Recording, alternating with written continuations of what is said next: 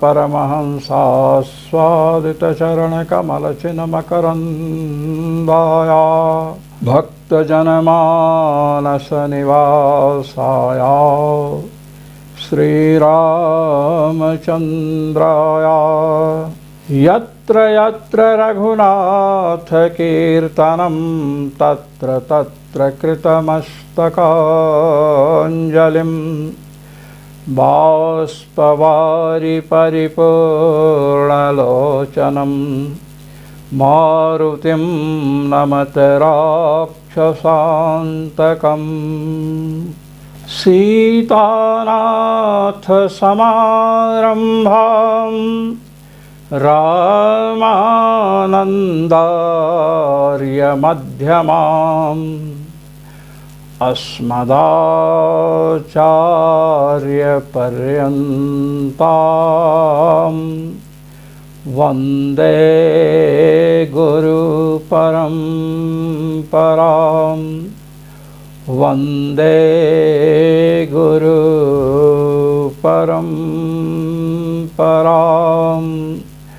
सर्वेश्वर श्रीरघुनाथो विजयते तराम। आश्रित उपक्रमाधिकरण चल रहा है। तदापीते संसार व्यपदेशात्, चतुर्थ अध्याय के द्वितीय पाद का 8वां सूत्र है। यहाँ पर शंका यह है कि पहले ब्रह्मविद्योपासक परमात्मा की सतत स्मृति करने वाले साधक की सुषुम्ना नाड़ी से उत्क्रमण कहा गया। सुषुम्ना नाड़ी से निकल करके वह भगवान की प्राप्ति करता है। पहले सुषुम्ना नाड़ी से निकलता है, उसके बाद अर्चिरादि मार्ग से उसका गमन होता है भगवान के समीप। यहाँ पर यह संदेह है कि देह से जो उपासक निकला है उसके लिए अर्चिरादि जो मार्ग कहा गया है वह संभव है या नहीं, ये संदेह है। क्योंकि पहले एक वचन प्रस्तुत किया गया था, यदा सर्वे प्रमुच्यन्ते कामा येस्य हृदय स्थिताः अथ मर्त्यो अमृतो भवति अत्र ब्रह्म समश्नुते। जब इस प्राणी के हृदय में स्थित सभी काम, संकल्प, कामनाएं समाप्त हो जाती हैं तो यह अत्र माने यहीं पर ब्रह्म समश्नुते, ब्रह्म को प्राप्त कर लेता है। तस्य तावदेव चिरम यावन्ना विमोक्षे अथ संपत्सरे। इस श्रुति के द्वारा भी तस्य तावदेव चिरम, उसके लिए उतना ही विलंब है जब तक शरीर नहीं छूटता है। तो इससे तो यह सिद्ध है कि देह पतन के बाद, देह छूटने के बाद ही भगवत प्राप्ति होती है, अमृतत्व की प्राप्ति होती है। दूसरी बात यह है, तेर्चिसमभिसंभवन्ति। इस श्रौत वचन से, औपनिषद वचन से अर्चिरादि गति भी सुनाई पड़ती है। तो तस्य तावदेव चिरम यावन्न विमोक्षे अथ संपत्से अत्र ब्रह्म समश्नुते। इस औपनिषद वचन को सामने रखते हैं तो देहपात के अनंतर ही भगवत प्राप्ति सुनाई दे रही है। और ते अर्चिसम अभिसंभवन्ति, इस औपनिषद वचन से अर्चिराज मार्ग में गमन होता है, तब परमात्मा की प्राप्ति होती है, सुनाई पड़ता है। दूसरी एक बात और है, पहले वांग मनस संपद्यते के द्वारा संपूर्ण इंद्रियां मन से संयुक्त होती हैं, मन प्राण से संयुक्त होता है, फिर वह प्राण जीव का अनुगमन करता है और जीव के द्वारा तेज में संयुक्त होता है, ये बात कही गई। तो जो वहाँ संयुक्त हो चुके हैं, जब वाणी मन में संयुक्त हो गई तो पुनः वह तो लौटेगी नहीं। जो लोग लीन मानते हैं, यदि सीधा अर्थ लिया जाए वांग मन संपद्यते, वाणी मन में लीन हो गई, मन प्राण में लीन हो गया, प्राण जीव का अनुगमन करते हुए तेज में लीन हो गया। जो मनीषी महानुभाव वाणी का संपूर्ण इंद्रियों का मन में लय, मन का प्राण में लय, प्राण का तेज में लय मानते हैं, तो अब उनकी उत्पत्ति तो संभव नहीं है। इसलिए भी अर्चिराज मार्ग से गति नहीं मानी जा सकती है। अर्चिराज मार्ग से जाएगा कैसे? जब इंद्रियां लीन हो गई मन में, मन प्राण में लीन हो गया, प्राण तेज में लीन हो गया, तो फिर कैसे इंद्रियों के अभाव में गति होगी अर्चिरादि मार्ग पर? इस प्रकार की शंका है। अब इस शंका का उत्तर दे रहे हैं भगवान कृष्ण द्वैपायन व्यास। कह रहे हैं तदपीते संसार व्यपदेशात्। जो ये कहा गया कि अत्र ब्रह्म समश्नुते, यहीं पर ब्रह्म की प्राप्ति होती है, तो इसका अर्थ तो पहले बताया जा चुका है कि शरीर के रहते उस जीवात्मा को मुक्ति दशा में जो ब्रह्म सुख का अनुभव होता है वह ब्रह्म सुख का अनुभव होने लगता है यहीं से। अब आइए आनंद भाष्य का आनंद लें। अपरित्यक्त देह संबंध सैव अमृतत्वम अत्र ब्रह्म समश्नुते अथ मर्त्यो अमृतो भवति। ये जो अमृतत्व की प्राप्ति बतलाई गई है वह देह का संबंध छूटे बिना ही होना आरंभ हो जाता है। तदापीते संसार व्यपदेशात्। अपीति का अर्थ है अप्य। अप्य माने प्राप्ति। कहते हैं अपीतिर्देश विशेषमाश्रित्य या ब्रह्म प्राप्ति रूपावस्था। ब्रह्म प्राप्ति रूप जो अवस्था है वही अपीति शब्द से कहा गया। तदवस्थम देह संबंध लक्षण संसारो व्यपदिश्यते तदापीते संसार व्यपदेशात्। कहते हैं जब तक परमात्मा की प्राप्ति नहीं होती है उसके पहले तक संसार है, देह संबंध तब तक रहता है जब तक भगवत प्राप्ति नहीं होती है। संसार का कथन तब तक हुआ, कह भी रहे हैं, प्रमाण दे रहे हैं। छांदोग्य उपनिषद का प्रमाण दे रहे हैं।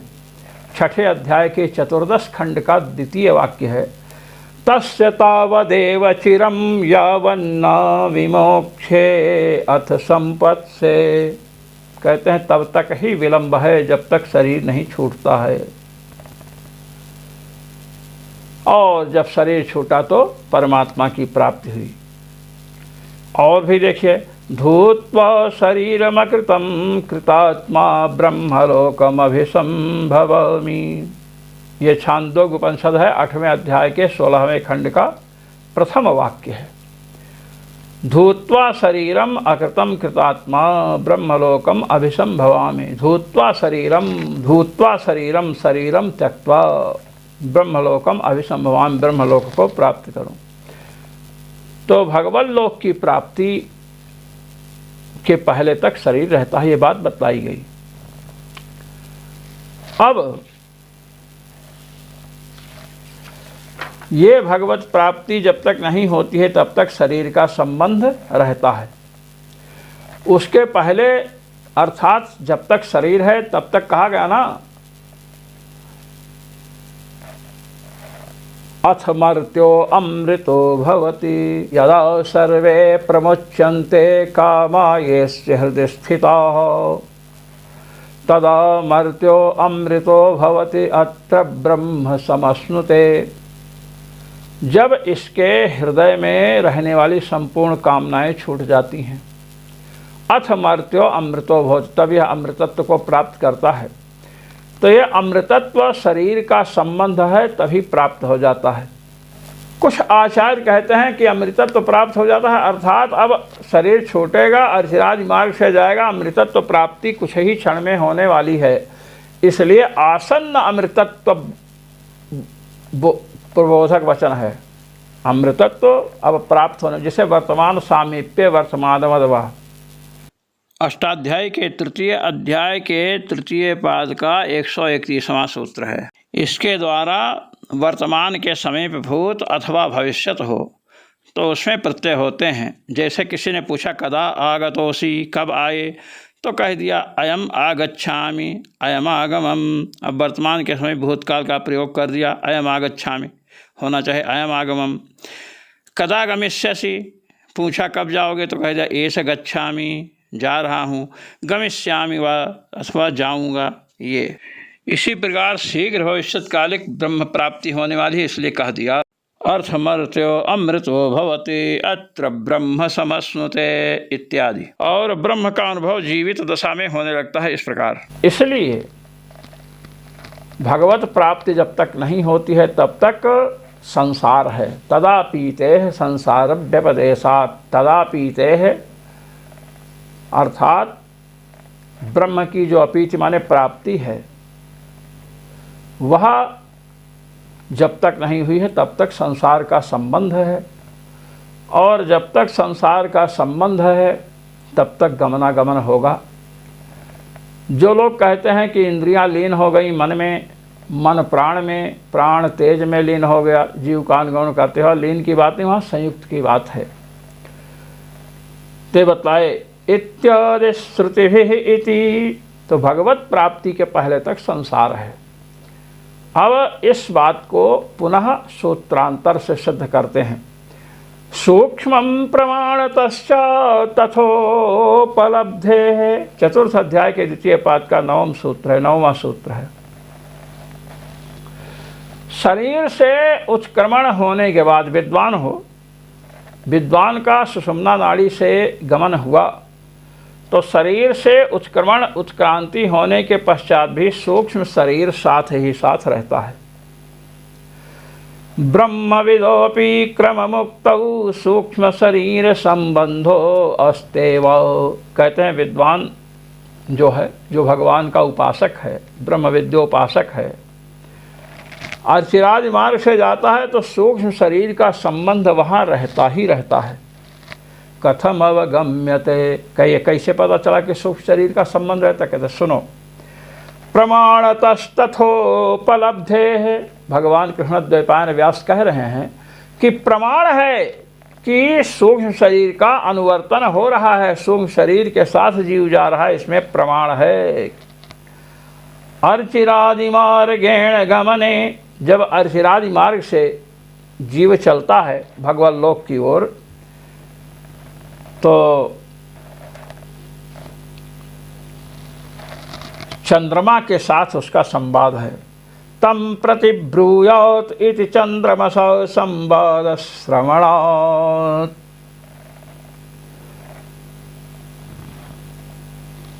चंद्रमा के साथ मुक्त जीव का संवाद है। अब आप बतलाइए, चंद्रमा के साथ संवाद होगा तो संवाद तो इंद्रियों के बिना हो नहीं सकता है। तो सूक्ष्म शरीर है, सूक्ष्म शरीर में इंद्रियां हैं, इसलिए उसकी गति भी हो रही है। चंद्रमा से संवाद तभी उपपन्न हो सकता है जब सूक्ष्म शरीर वहाँ पर रहे। स्थूल शरीर तो पहले छूट चुका है, सूक्ष्म शरीर है, सूक्ष्म शरीर में सूक्ष्म इंद्रियां हैं और वो संवाद कर रहा है। तस्मात् सूक्ष्म शरीर संबंध उपलभ्यत इति, इसलिए सूक्ष्म शरीर का संबंध अर्चिरादि मार्ग में है। नोपमर्देनातः, चतुर्थ अध्याय के द्वितीय पाद का 10वां सूत्र है, 10वां सूत्र है। अतः कहते हैं, देखिए, यदा सर्वे प्रमुच्यन्ते कामायेस्य हृदय स्थिताः अथ मर्त्यो अमृतो भवति अत्र ब्रह्म समश्नुते। ये जो श्रुति है, अत्र ब्रह्म समश्नुते अथ मर्त्यो अमृतो भवति, यह श्रुति और इस अथ मर्त्यो अमृतो भवत, अमृतत्व की प्राप्ति जो बतलाई गई है, कहते हैं नोपमर्देन, शरीर संबंध का उपमर्दन करके, शरीर संबंध को तिरस्कृत करके, उसको हटा करके ये नहीं कहा जा सकता है यदा सर्वे प्रमुच्यन्ते। यह बात देह के संबंध का अपलाप करके नहीं बतलाई जा सकती है। भगवान व्यास कह रहे हैं नोपमर्देन अतः, अतः माने उक्त न्याय से, क्योंकि सूक्ष्म शरीर का संबंध विराजमान है, तभी तो चंद्रमा के साथ उसका संवाद हुआ है। इसलिए अथ मर्त्यो अमृतो भवति अत्र ब्रह्म समस्नुते, इस सूत्र, इस औपनिषद वचन के द्वारा जो बताया गया, अथ मर्त्यो अमृतो भवति, मरण धर्मा प्राणी अमृतत्व को प्राप्त कर लेता है, अत्र ब्रह्म समस्नुते, ब्रह्म को प्राप्त कर लेता है। तो अमृतत्व वचन नोपमर्देन, शरीर का उपमर्दन करके, शरीर को नकार करके नहीं माना जा सकता है। सूत्रांतर से इसी बात को दृढ़ कर रहे हैं। अस्यैव चोपपत्तेरुष्मा, चतुर्थ अध्याय के द्वितीय पाद का 11वां सूत्र है। कहते सुनिए, सत्येव सूक्ष्मदेहे उपलभ्यमान एष ऊष्मा अस्यैव सूक्ष्मदेहस्यैव धर्मः अस्यैव ऊष्मा। कहते हैं सूक्ष्म देह जब तक है तभी तक, सूक्ष्म देह जब तक उपलब्ध है तभी तक ऊष्मा का अनुभव होता है। स्थूल शरीर में भी जो उष्णता है ये सूक्ष्म शरीर का ही धर्म है। सूक्ष्म शरीर से निकल जाए तो यह शरीर, स्थूल शरीर ठंडा पड़ जाता है। मरणानंतरम, इसी बात को बतला रहे हैं, मरणानंतरम स्थूल देह, मरणानंतरम स्थूल देहे ऊष्मणोनुपलब्धिर्भवति। मरने के बाद स्थूल देह में ऊष्मा की उपलब्धि नहीं होती है, गर्म नहीं लगता है। ततश्च क्वचित उपलब्धि ही, जब तक सूक्ष्म शरीर स्थूल शरीर में है तभी तक ऊष्मा गर्मी की उपलब्धि होती है। सूक्ष्म शरीरेण सहैव ब्रह्मविदः उत्क्रांतिम द्योतयति। कहते हैं जब जीव स्थूल शरीर से निकलता है तो सूक्ष्म शरीर इसके साथ साथ चलता है, सूक्ष्म शरीर के साथ चलता है। इसीलिए सूक्ष्म शरीर जब तक स्थूल शरीर में है तब तक इसमें उष्णता की अनुभूति होती है, और जैसे जीव के निकलने पर सूक्ष्म शरीर साथ हो लिया वैसे ही इसमें ऊष्मा की, उष्णता की उपलब्धि नहीं होती है। अत आश्रित्युपक्रमाद् ब्रह्मविदो अन्यस्य च समानम उत्क्रमणम। इसीलिए चूँकि शरीर से निकलने की प्रक्रिया का यहाँ वर्णन है, इसलिए चाहे ब्रह्मवेत्ता हो, चाहे ब्रह्मवेत्ता से भिन्न कोई संसारी प्राणी हो, जब शरीर से निकलना होगा तो सबसे पहले इंद्रियां मन में मिलेंगी। इंद्रियों का संयोग मन से हो जाएगा, मन का संयोग प्राण से होगा, और प्राण का संयोग तेज से होगा, जीव के द्वारा अनुगमन करते हुए। यहाँ तक की स्थिति चाहे ब्रह्मज्ञानी हो चाहे ब्रह्माज्ञानी हो, दोनों की समान है। अब एक शंका कर रहे हैं, ब्रह्मविद उत्क्रांतिर्नोपपद्यत इति भूयः संचोद्य समाधत्ते। कहते हैं ब्रह्मवेत्ता की उत्क्रांति संभव नहीं है। इस प्रकार पुनः प्रश्न उठा करके, शंका उठा करके उसका समाधान करते हैं, और समाधान कर रहे हैं सूत्र के द्वारा। शंका भी सूत्र से ही भगवान बादरायण उठा रहे हैं। प्रतिषेधादिति चेन्ना शारीरात् स्पष्टो हे केशम। चतुर्थ अध्याय के द्वितीय पाद का 12वां सूत्र है। प्रतिषेधादिति चेत, यहाँ तक पूर्व पक्ष है और न से उत्तर पक्ष है। अब पूर्व पक्ष कैसे कर रहा है, शंका कैसे कर रहा है, उसको प्रस्तुत कर रहे हैं भगवत्पाद जगतगुरु श्री स्वामी रामानंदाचार्य जी महाराज अपने आनंद भाष्य के द्वारा। ननु बृहदारण्यके पूर्वम अविदुषः उत्क्रांतिम अविधाय प्राप्यांतं कर्मणस्तस्य यत्किंचेह करोत्ययम् तस्माल्लोकात् पुनरेत्यस्मै लोकाय कर्मण इति तु कामयमानः इत्यविद्वद विषयं समाप्य। कहते हैं बृहदारण्यकोपनिषद में पहले अविद्वान की उत्क्रांति का कथन हुआ है। ननु बृहदारण्यके पूर्वम अविदुषः उत्क्रांतिम अभिधाय। बृहदारण्यकोपनिषद में चतुर्थ अध्याय के चतुर्थ खंड में जो छठा वाक्य है वह वाक्य है, प्राप्यांतं कर्मणस्तस्य यत्किंचेह करोत्ययं तस्माल्लोकात् पुनरेत्यस्मै लोकाय कर्मणे इति तु कामयमानः इति अविद्वद्विषयं समाप्य। कहते हैं प्राप्यांतं कर्मणस्तस्य यत्किंचेह करोत्ययं। परलोक गया जीव, वहाँ पर जो कुछ इस संसार में कर्म किया है इसके अंत को प्राप्त किया, स्वर्ग आदि सुखों को भोग लिया। तस्मात् लोकात् पुनरेत्यस्मै, फिर उस लोक से इस लोक में आता है, संसार में आता है। कर्मणे, किस लिए आता है? फिर कर्म करने के लिए आता है। इस प्रकार अविद्वद विषयक उत्क्रांति का कथन किया गया। पहले अविद्वद विषयक जो कथन हुआ है कैसे हुआ है? तस्य हैतस्य हृदयस्याग्रम प्रद्योतते। जो जीव शरीर से निकलना होता है जिस जीव को, तो हृदय से अग्रम प्रद्योतते, हृदय का अग्रभाग प्रज्वलित होता है, प्रकाशित होता है। तेन प्रद्योतेन स आत्मा निष्क्रामति। जब हृदय का अग्रभाग प्रकाशित हो गया तो उस प्रकाश से यह आत्मा निकलता है। चक्षुषो व मूर्ध्नो व अन्येभ्यो व शरीर देशेभ्यः, चाहे नेत्र से निकले चाहे सिर से निकले, सिर से तो मुक्त लोगों का निकलता है। अन्येभ्यो व शरीर देशेभ्यः, अथवा शरीर के अन्य मार्गों से, नासिका से निकला, मुँह से निकला, मल द्वार से, मूत्र द्वार से, किसी से भी निकला। जब निकलता है तमुत्क्रामंतं प्राणोनुत्क्रामति।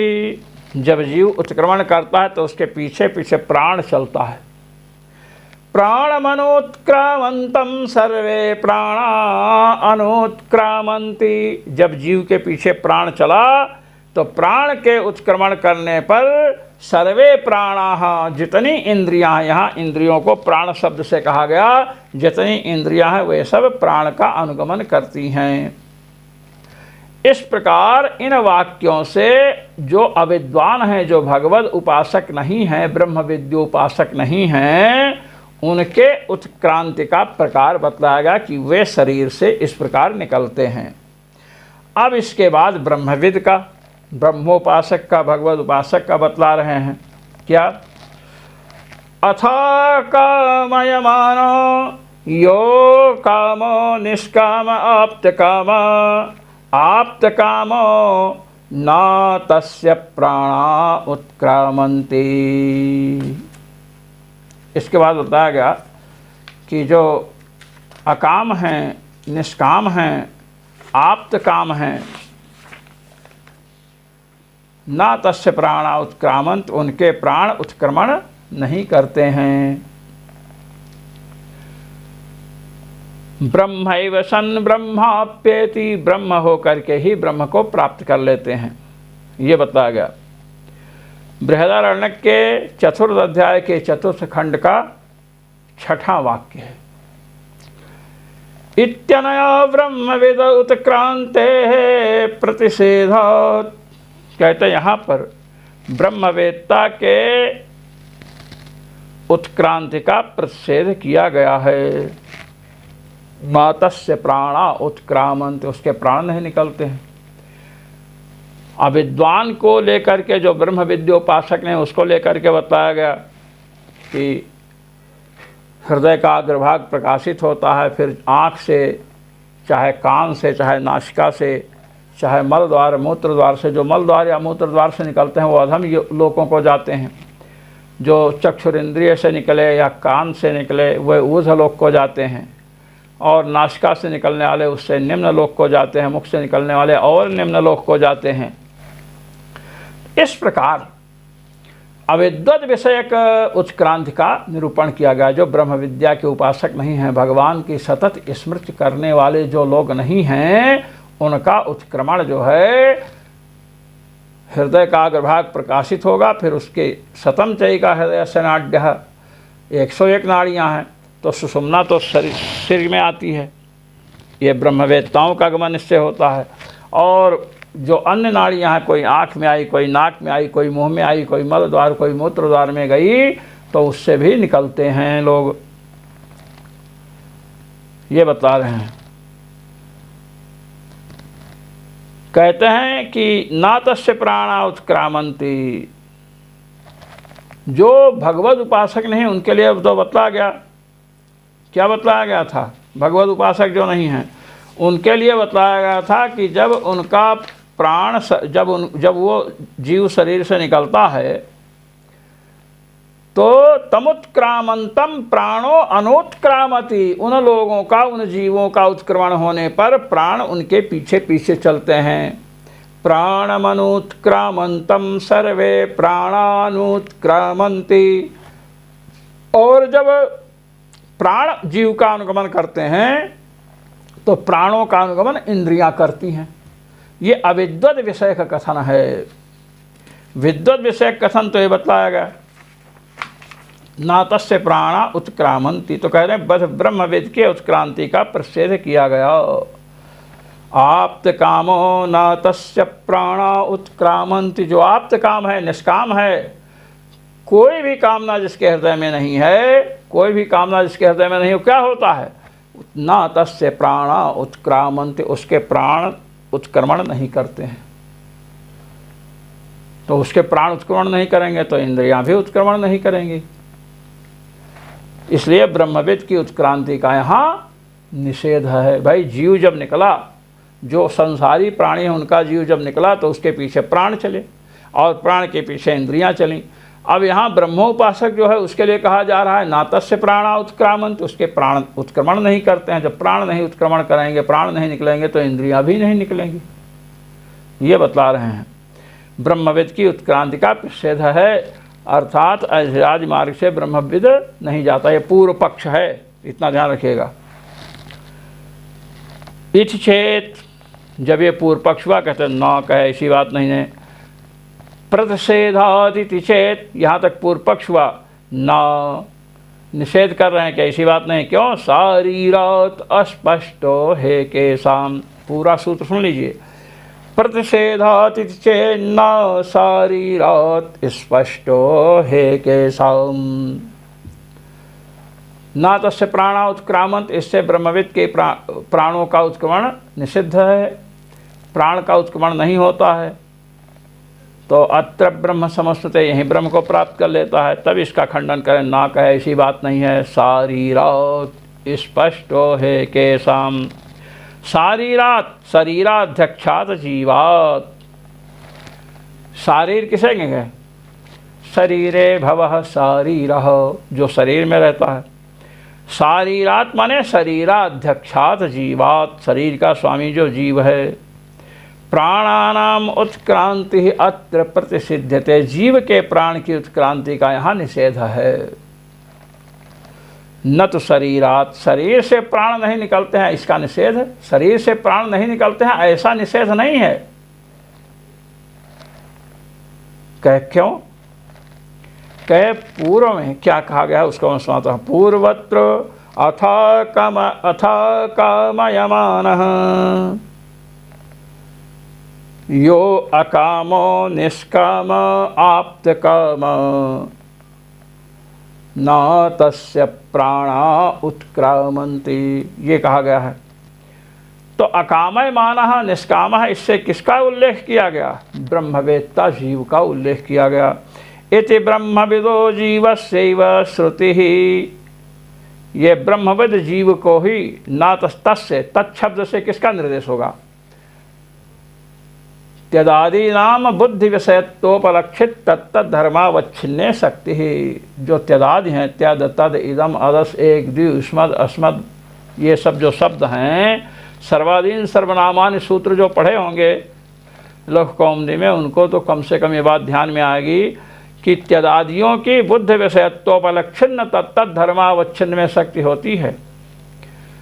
देवदत्ता आगतः तस्मै मोदकम देहि, देवदत्त आया उसे मोदक दो, तो उसे दो माने देवदत्त को दो। तो न तस्य प्राणा उत्क्रामन्त, तस्य माने कस्य, यो अकामयमानः निष्कामो आप्तकामः, जिसको पहले कामना से रहित बतलाया गया, निष्काम बतलाया गया, आप्तकाम बतलाया गया, उस जीव का ही तस्य से परामर्श किया जाएगा, ग्रहण किया जाएगा। कहते हैं ब्रह्मविदो जीवस्यैव श्रुति ही, ब्रह्मविद जीव का ही श्रुति माने श्रवण है। अतस्तस्यैव, इसलिए उसी के लिए कहा गया है ना तस्य प्राणा उत्क्रामन्ति। इससे परामर्श किसका होगा? तस्य से किसको ले लिया जाएगा? यह अकामयमानः निष्कामो आप्तकामा, ना तस्य, तस्य से वही लिया जाएगा आप्तकाम निष्काम, जिसकी कोई कामना नहीं है। इससे कहे निकला का कहे एवं तस्य इत्यत्र तच्छब्देन विद्वज्जीवः, ना तस्य प्राणा उत्क्रामन्ति में तस्य, तत्शब्द से किसको लिया जाएगा? ब्रह्मविद जीव, ब्रह्मोपासक जीव। अब तस्य में षष्ठी विभक्ति है, तद शब्द से अब तद शब्द से षष्ठी व्यक्ति आएगी तब ना तस्य बनेगा, वही बता रहे हैं। तदुत्तर षष्ठ्या च तस्यैव जीवस्य संबंधोभिधीयते, इसलिए ना तस्य प्राणा उत्क्रामन्ति में तस्य से वही ब्रह्मविद जीव लिया जाएगा। ब्रह्मविद जीवस्य प्राणा नोत्क्रामन्ति। उत्क्रमणस्य अपादानता अपि शारीर एव सान्निध्यात् न तो शरीर इति। उत्क्रमण की जो अपादानता बता रहे हैं कि ब्रह्मवेत्ता जीव के प्राणों का उत्क्रमण नहीं होता है, तो उत्क्रमण की अपादानता शारीर में ही, शरीर से उत्क्रमण नहीं हुआ, ब्रह्मवेद जीव से उत्क्रमण नहीं हुआ। तो जैसे वृक्षात पत्राणि पतंती, वृक्षात यहाँ अपादान कारक में पंचमी विभक्ति हुई है, तो यहाँ पर अपादानता की अवधि क्या है? ब्रह्मवेत्ता जीव। शारीर एवं सानिध्यात, सारी माने शरीर में रहने वाला जो ब्रह्मवेत्ता जीव है उसी जीव का यहाँ ग्रहण है। न तो शरीर इति, शरीर का ग्रहण नहीं है।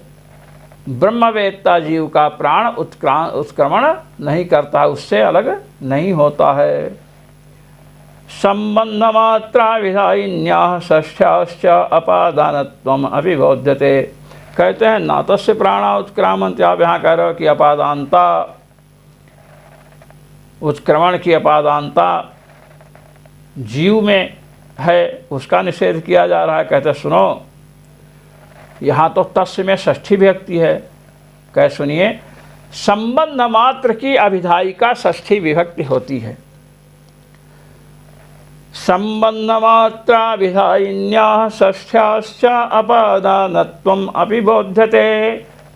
कहते हैं इसके द्वारा संबंध सामान्य में षष्ठी होती तो अपादानत्व का संबंधेन विवक्षा हो गई, संबंधत्व में विवक्षा हो गई, तो अपादानत्व का भी बोध षष्ठी विभक्ति से होगा। कैसे कहे नटस्य शृणोति इतिवत्, नटस्य शृणोति, तो नटस्य शृणोति यहाँ पर जैसे षष्ठी अपादान में नट से श्रवण कर रहा है, नट से श्रवण कर रहा है, तो जैसे यहाँ षष्ठी व्यक्ति वैसे हुई है, वैसे ना तस्य प्राणा उत्क्रामन्त में तस्य में भी षष्ठी विभक्ति है। अस्मिन् अर्थे न विवाद, कहे इस अर्थ में विवाद नहीं करना है, कोई विवाद नहीं। अस्पष्टो है केसाम, ये सूत्र का अंश है।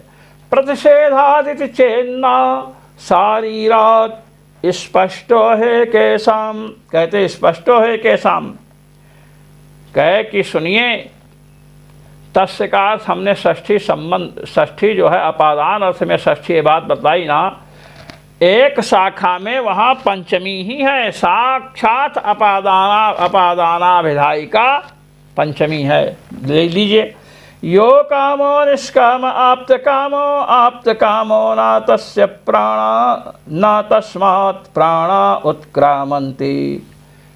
यो कामो यो अकामो निष्काम आप्त कामो ना तस्मात् प्राणा उत्क्रामन्ति। यहाँ तस् के जगह तस्मात् है।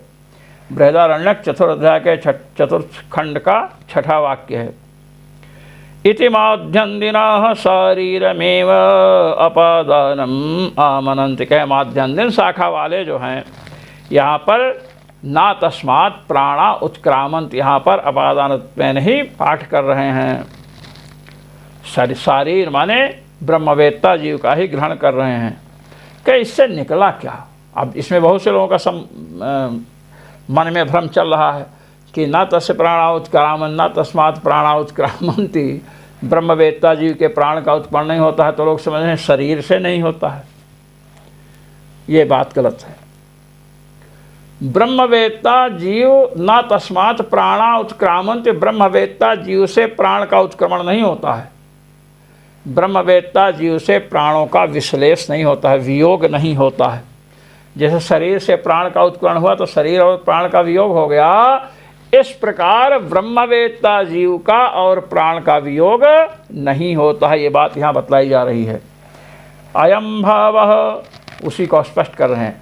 ब्रह्मवेदः शरीर त्याग समये एव ब्रह्म संपत्तिः तस्य तावदेव चिरं यावन्न विमोक्षे इत्यभिता तदा प्राणवियोगोऽपि संभवति। कहते ब्रह्मज्ञानी का शरीर के त्याग के समय ब्रह्म की प्राप्ति होती है। तस्य तावदेव चिरम यावन्न विमोक्षे अथ संपत् से, उसी तभी तक विलंब है जब तक शरीर न छूटे। तो प्राण वियोग यहाँ पर होता है। भाई शरीर छूटेगा तो प्राण भी छूट जाएंगे। संजात प्राण वियोग से, अब शरीर से प्राण निकल गया, ब्रह्मवेत्ता का शरीर छूटा, अब उसे ब्रह्म प्राप्ति होनी है ना। तो महाराज कैसे होगी? तो संजात प्राण वियोग से तु अर्चिरादि मार्गेण गमनम ब्रह्म पार्थिश्चा नोपपद्यते। संजात प्राण वियोग से, यदि इसका प्राण वियोग मान लिया जाए तो अर्चिरादि मार्ग से गमन और ब्रह्म प्राप्ति उपपन्न नहीं हो सकती है। बदना तस्मात् प्राणा उत्क्रामन्ति, उस जीव से प्राणों का उत्क्रमण नहीं होता है, प्राण साथ ही साथ रहते हैं, सूक्ष्म शरीर भी रहता है। चंद्रमा के साथ संवाद होता है, अर्चिरादि मार्ग से जब जाता है तो ये बता रहे हैं यदि प्राण वियोग हो गया, सूक्ष्म शरीर के संबंध का वियोग हो गया, तो अर्चिरादि मार्ग से गमन, चंद्रमा के साथ संवाद और ब्रह्म प्राप्ति ये सब उत्पन्न नहीं हो सकता है। ना तस्मात् प्राणा उत्क्रामन्त, प्राण का उत्पन्न नहीं होता है, प्राण साथ ही साथ रहता है।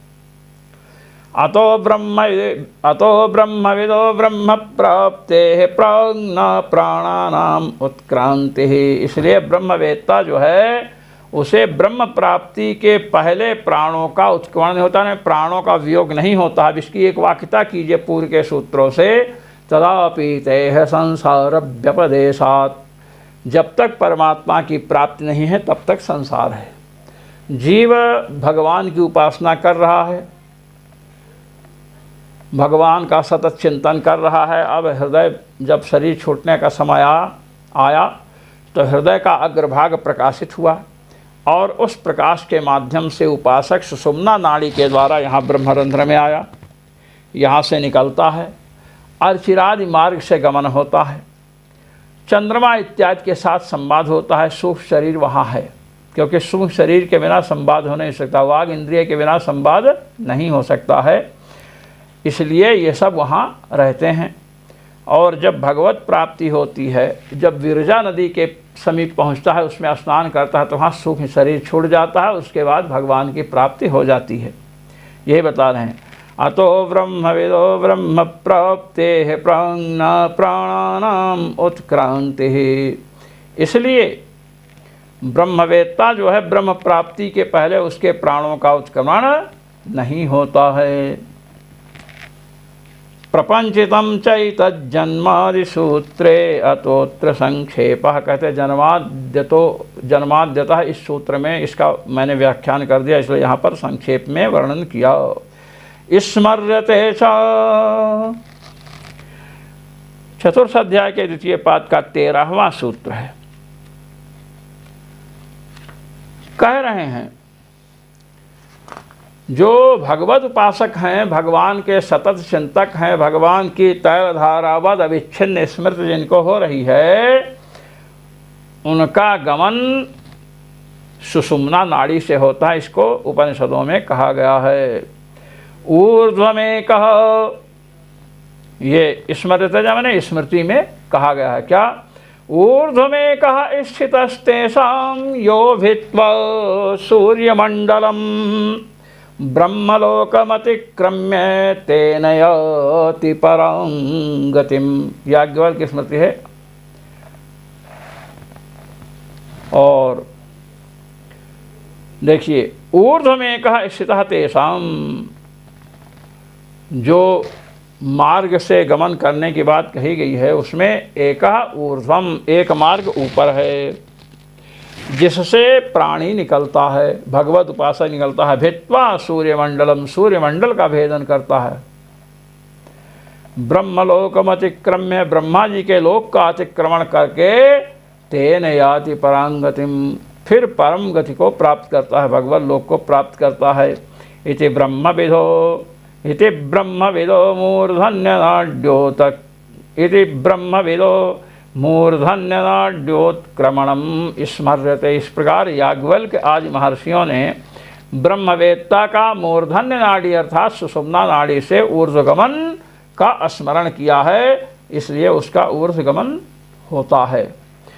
तो कथन का तात्पर्य यह है कि ब्रह्मवेत्ता के प्राण जो कहा गया, ना तस्य प्राणा उत्क्रामन्ति, तो ना तस्मात् प्राणा उत्क्रामन्ति, जीव से शरीर, जीव शरीर से तो प्राण वियोग हो गया स्थूल शरीर छूटने पर, स्थूल शरीर और प्राणों का वियोग हुआ, लेकिन तस्य से किसको लेंगे? यो कामय मानः निष्कामो आप्त काम, जो अकामना वाला है, कामना शून्य है, निष्काम है, ऐसे व्यक्ति के प्राण उत्क्रमण उससे नहीं करते, उससे अलग नहीं होते हैं।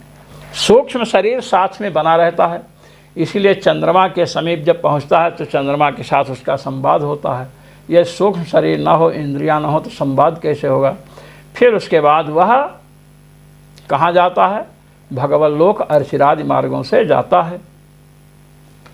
अर्थमार्तो अमृतो भवति अत्र ब्रह्म समस्यते। अत्र ब्रह्म समस्यते का तात्पर्य शरीर के रहते रहते ही ब्रह्म सुख का अनुभव करना आरंभ कर देता है। जब यहाँ सुख का अनुभव नहीं किए तो ऊपर जाकर कैसे करेंगे? यहीं से सब कुछ अनुभव हो जाता है।